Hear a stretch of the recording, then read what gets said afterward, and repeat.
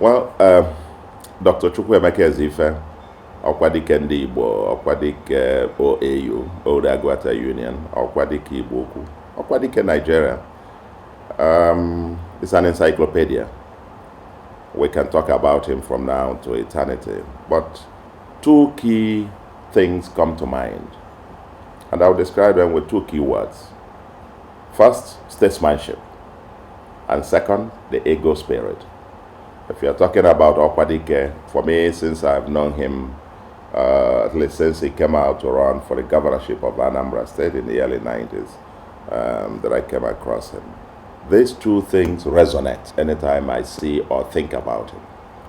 Statesmanship, a guy who has devoted much of his life, his entire life actually, to trying to see a new Nigeria, to public service, and trying to say that we can have a new society. Lived out much of his life for others to see a new Nigeria, a new Igbo land, a new Anambra State, and so on. The ego spirit is what I might summarizes his whole personality. And when you talk about ego spirit, you talk about leadership, you talk about hard work, commitment, vision, and you talk about resilience, you talk about the never die, never say die spirit.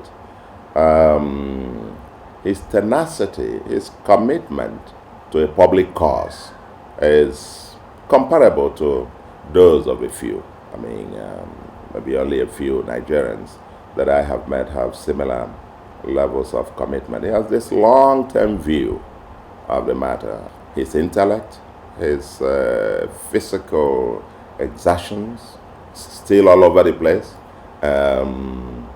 still engaged in the conversations. You go on social media, he's there almost on every issue. Okwadike is alive, it's just a moving spirit. And I think he embodies what you might say the aspirations of not just the Igbo man, but I might say the aspirations for a new Nigeria. I can only say to God be the glory for his life, for the gift of him to Ndi Igbo, for the gift of him to Ndi Agwata, for the gift of him to Ndi OAU, for the gift of him to Anambra State, for the gift of him to Igbo land, and for the gift of him to Nigeria and to Africa.